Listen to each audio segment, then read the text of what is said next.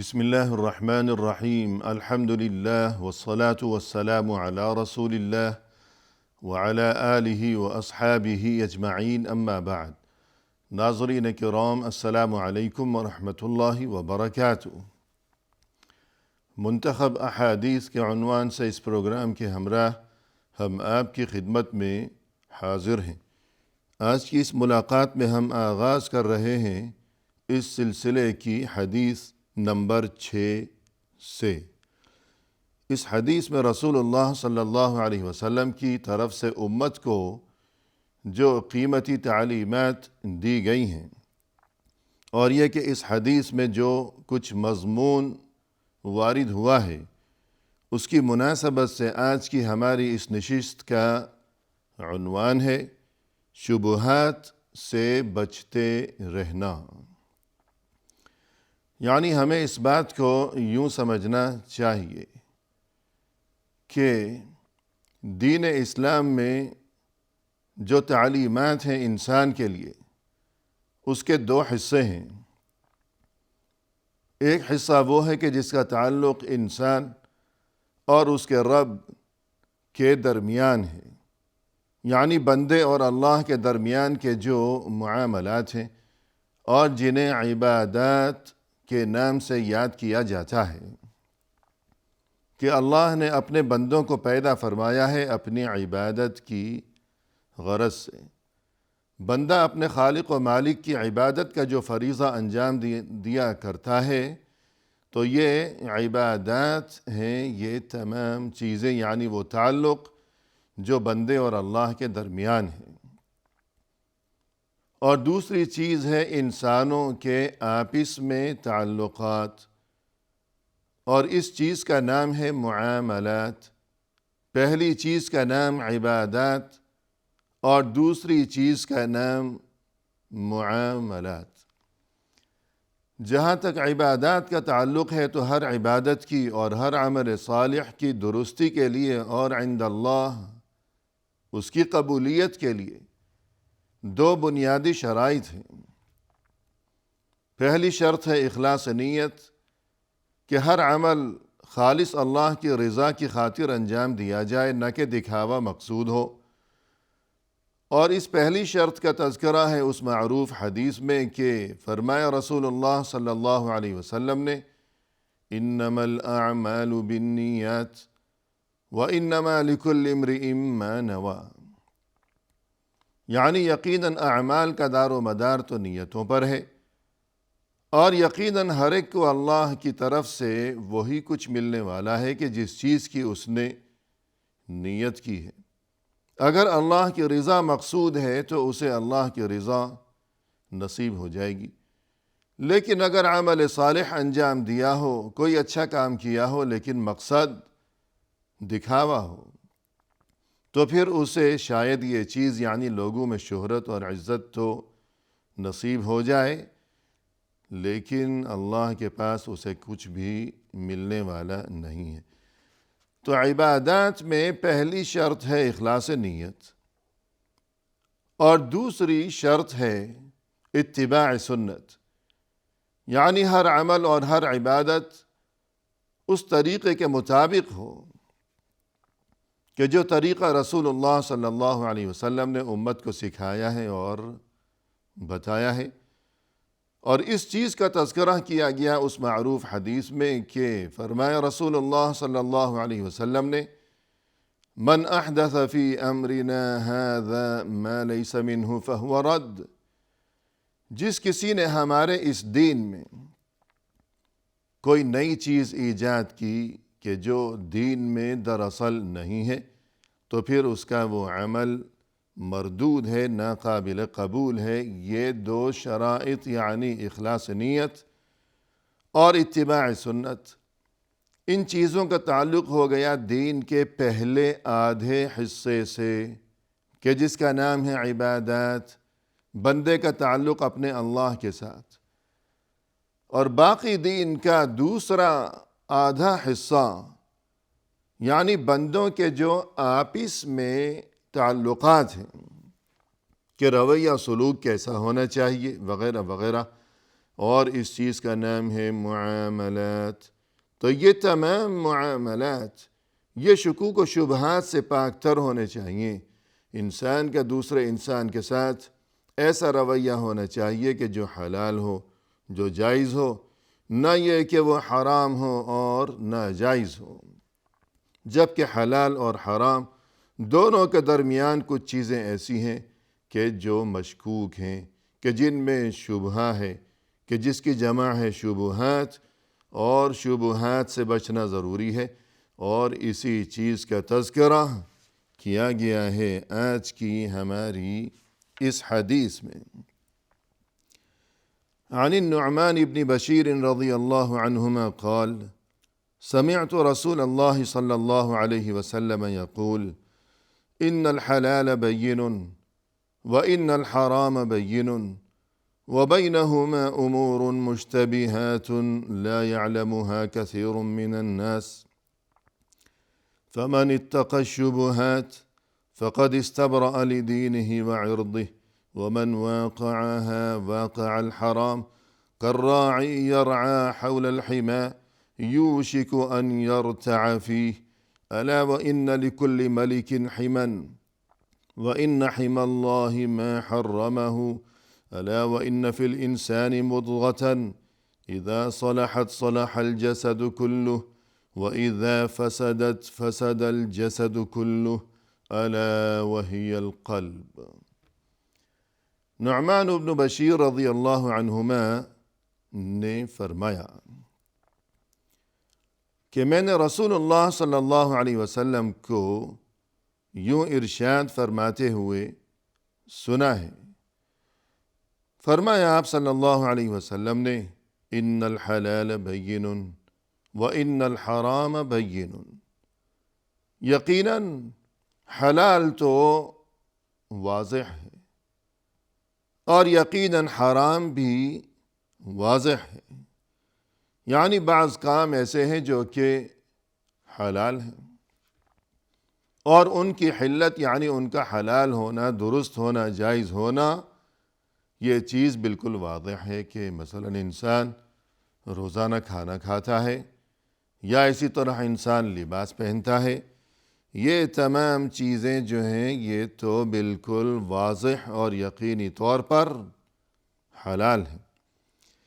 جبکہ بہت سے کام ایسے ہیں جو کہ بالکل واضح اور یقینی طور پر حرام ہیں، کہ جن سے منع کیا گیا ہے دین اسلام میں، کہ مثلا سود خوری ہے یا مثلا زنا ہے، جھوٹ بولنا ہے، وغیرہ وغیرہ۔ لیکن معاملہ یہ ہے کہ وَبَيْنَهُمَا أُمُورٌ مُشْتَبِهَاتٌ لَا يَعْلَمُهَا كَثِيرٌ مِّنَ النَّاسِ، ان دونوں کے درمیان یعنی ایسے کام جو کہ واضح اور یقینی طور پر حلال ہیں، اور دوسرے بہت سے ایسے کام جو کہ واضح اور یقینی طور پر حرام ہیں، تو ان دونوں کے درمیان کچھ کام ایسے ہیں جو کہ مشتبہ ہیں، کہ جن میں شبہہ ہے، لا يعلمها كثير من الناس، اور بہت سے لوگ انہیں نہیں جانتے۔ تو یہ ایسے کام کہ جن میں شبہہ ہے۔ اور یہاں ناظرین کرام بقول اہل علم اس بات کو بھی سمجھنا مناسب ہوگا کہ اگر کسی کام کے بارے میں کسی کے دل میں کوئی شبہہ ہے کہ یہ حلال ہے یا حرام ہے، یا اسے میں کروں یا نہ کروں، تو شبہہ ایسا ہونا چاہیے کہ اس حدیث میں یہ جو تعلیم دی گئی کہ ایسے کام کہ جن میں شبہہ ہو ان سے بچنا چاہیے، تو وہ شبہہ ایسا ہونا چاہیے کہ جو کسی دلیل کی بنیاد پر ہو، کہ واقعی وہ جائز سبب کی وجہ سے شبہہ ہو، ورنہ یہ کہ بغیر کسی دلیل کے خواہ مخواہ ہر کام میں، ہر معاملے میں شک کرنا اور شبہے کا پہلو تلاش کرنا۔ اس کی مثال یوں دی جا سکتی ہے کہ فرض کیجئے کہ انسان کسی ایسے ملک میں گیا کہ جہاں مسلمان اقلیت میں ہوں، مسلمانوں کی آبادی بہت کم ہو، اور اسی وجہ سے جو حلال غذا ہے، حلال کھانا ہے، وہ بمشکل دستیاب ہوتا ہو۔ تو ایسے میں انسان جب وہاں گیا تو اس کے سامنے کوئی کھانا ہے، یا فرض کیجئے کہ گوشت ہے بالخصوص، اب اگر وہ یہ سوچنے لگے کہ نہ جانے یہ حلال ہے یا حرام ہے، شرعی طریقے کے مطابق ذبح شدہ ہے، یہ کیا معاملہ ہے، تب تو یہ شبہ اس کا درست ہوگا۔ لیکن اگر انسان ایسے ملک میں رہتا ہو، دنیا کے ایسے خطے میں رہتا ہو کہ اسلامی معاشرہ ہے، ہر طرف سبھی مسلمان ہیں الحمدللہ،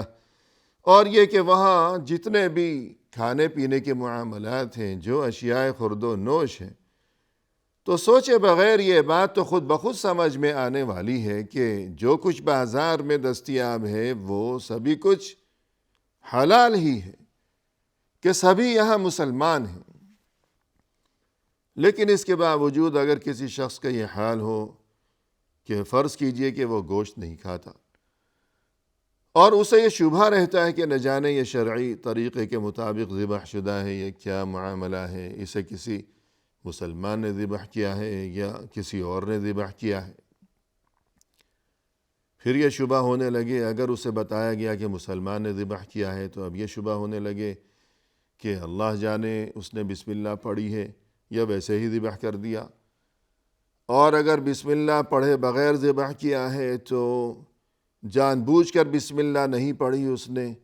یا یہ کہ بسم اللہ پڑھنا وہ بھول گیا اور ذبح کر دیا۔ تو اس قسم کی باتیں، تو یہ جو شبہات ہیں، اس قسم کے شک اور شبہے، یہ بغیر کسی دلیل کے ہیں، تو یہ شبہ نہیں ہے کہ جس سے دین اسلام میں منع کیا گیا، بلکہ اس چیز کا نام ہے شک، اور اس چیز کا نام ہے وسوسہ، وسوسہ کرنا، اور وسوسے سے دین اسلام میں باز رہنے کی تلقین کی گئی ہے، منع کیا گیا ہے کہ بلا وجہ انسان وسوسے میں پڑا رہے ہمیشہ، اور پھر یہ جو وسوسہ ہوا کرتا ہے یہ آہستہ آہستہ رفتہ رفتہ یہ نفسیاتی مرض کی شکل اختیار کر لیا کرتا ہے، اور یہ کہ معاملہ پیچیدہ ہو جاتا ہے کہ نفسیاتی مرض کہ جس کا علاج بھی پیچیدہ ہے، مشکل ہے، کیونکہ اگر کوئی ایسی بیماری ہے کہ جس کا واقعی وجود ہے تبھی تو اس کا علاج کیا جائے گا، لیکن ایسی بیماری کہ جس کا کوئی وجود ہی نہیں ہے، بلا وجہ شک ہو رہا ہے، اور یہ کہ بس اس کے اپنے دماغ اور یہ کہ تصور کی باتیں ہیں، حقیقت میں کوئی وجود ہی نہیں ہے، تو جس چیز کا وجود ہی نہ ہو تو پھر اس کا علاج بھی کیسے کیا جائے گا۔ الغرض شبہات سے بچنا ضروری ہے، یہ بات اس حدیث میں بیان کی گئی، لیکن شبہ ایسا ہونا چاہیے کہ جو واقعی شبہ ہو، جو کسی دلیل کی بنا پر ہو، نہ یہ کہ محض وسوسے کا معاملہ ہو۔ تو فرمایا کہ وَبَيْنَهُمَا أُمُورٌ مُشْتَبِهَاتٌ، ان دونوں کے درمیان یعنی کچھ چیزیں ہیں جو کہ واضح طور پر حلال ہیں، اور دوسری کچھ چیزیں ہیں جو کہ واضح طور پر حرام ہیں، لیکن ان دونوں کے درمیان کچھ باتیں ایسی ہیں، کچھ کام ایسے ہیں جو کہ مشتبہ ہیں، کہ جن میں شبہ ہے۔ اب شبہ کیوں ہے کہ مثلا فرض کیجئے کہ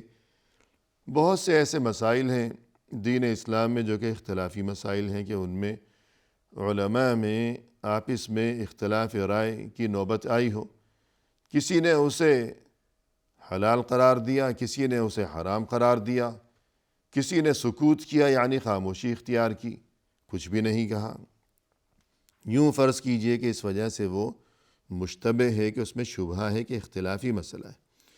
لا يعلمها كثير من الناس، بہت سے لوگ ان مشتبہ امور کو نہیں جانتے، اور نہ جاننے کی وجہ یہ بھی ہو سکتی ہے کہ ان کی اتنی سمجھ نہیں ہے، جاننے کی کوشش کی ہوگی شاید لیکن اتنی سمجھ نہیں ہے، دینی فہم و فراست سے وہ محروم ہیں، اور یہ وجہ بھی ہو سکتی ہے کہ علم کی کمی ہے، اور یہ بھی وجہ ہو سکتی ہے کہ دینی معاملات اور یہ کہ شرعی احکام، حلال کیا ہے حرام کیا ہے، ان چیزوں کی ان کی نظر میں کوئی حیثیت ہی نہیں، کوئی اہمیت ہی نہیں، کہ دین سے بیزاری ہے، اور یہ کہ روح گردانی ہے کہ اس طرف توجہ ہی نہیں کہ کیا حلال ہے اور کیا حرام ہے۔ تو یہ معاملہ ہے کہ بہت سے ایسے کام کہ جن میں شبہ ہے۔ اب کیا کرنا چاہیے؟ کیا تعلیم دی گئی رسول اللہ صلی اللہ علیہ وسلم کی طرف سے؟ فرمایا کہ فَمَنِ اتَّقَى الشُّبُهَاتِ، جو کوئی ان شبہات سے بچتا رہا، اسْتَبْرَأَ لِدِينِهِ وَعِرْضِهِ، اس نے محفوظ کر لیا اپنے دین کو بھی اور اپنی عزت و آبرو کو بھی، اپنے دین کو بھی محفوظ کر لیا۔ اس لیے کہ ایسے کام کہ جن میں شبہ ہے، اگر وہ ایسے کام کرے گا تو کچھ لوگوں کا خیال یہ ہے کہ یہ تو جائز ہیں، دیگر کچھ لوگوں کا خیال یہ ہے کہ یہ تو ناجائز کام ہیں، اور ہو سکتا ہے کہ واقعی ناجائز ہوں۔ لہذا اگر اس نے ایسا کام کیا تو اس کا دین گویا کہ مجروح ہوگا، متاثر ہوگا، شاید اس کا یہ کام اللہ کی ناراضگی کا سبب بن گیا ہوگا۔ لہذا اگر وہ شبہات سے بچا رہا تو اس نے اپنے دین کو بچا لیا۔ دین یعنی اس کے اور اللہ کے درمیان کا جو معاملہ ہے، شاید اللہ کی ناراضگی سے وہ محفوظ رہا، اس چیز سے وہ بچ گیا، اس نے اپنے دین کو بچا لیا، اس کا دین سلامت رہ گیا، اور اس نے اپنی عزت و آبرو کو بھی بچا لیا۔ یعنی دین کا تعلق ہے اس کے اور اللہ کے درمیان، عزت و آبرو کا تعلق ہے اس کے اور دوسرے انسانوں کے درمیان۔ اگر ایسا کام کرے گا کہ جس میں شبہ ہے، کوئی کہتا ہے کہ حلال ہے، کوئی کہتا ہے کہ حرام ہے، اور یہ وہ کام کر گزرا، شاید بہت سے لوگ اس کام کو حرام سمجھتے ہو، اب لوگ اس کے بارے میں باتیں بنائیں گے اور یہ کہ لعنت ملامت کریں گے، اسے برا کہیں گے کہ ارے تم نے یہ کیا کر ڈالا، تو یوں گویا کہ اس کی عزت خراب ہوگی، مجروح ہوگی۔ لہذا اگر اس نے شبہات سے خود کو بچائے رکھا تو اس نے اپنے دین کو بھی بچا لیا، اللہ کی ناراضگی سے وہ محفوظ رہ گیا، اور مزید یہ کہ اس نے اپنی عزت و آبرو کو بھی بچا لیا کہ لوگوں کے طعنے، لوگوں کی طرف سے نامناسب باتیں، لوگوں کی طرف سے لعنت ملامت، اس چیز سے اس نے اپنی عزت کو محفوظ رکھ لیا، بچا لیا، اور عزت کی حفاظت ضروری ہے۔ ناظرین کرام، اسی حدیث کا بقیہ حصہ لیے ہوئے انشاءاللہ ہم جلد حاضر خدمت ہوں گے۔ اس وقت تک کے لیے فی امان اللہ، وآخر دعوانا ان الحمد للہ رب العالمین۔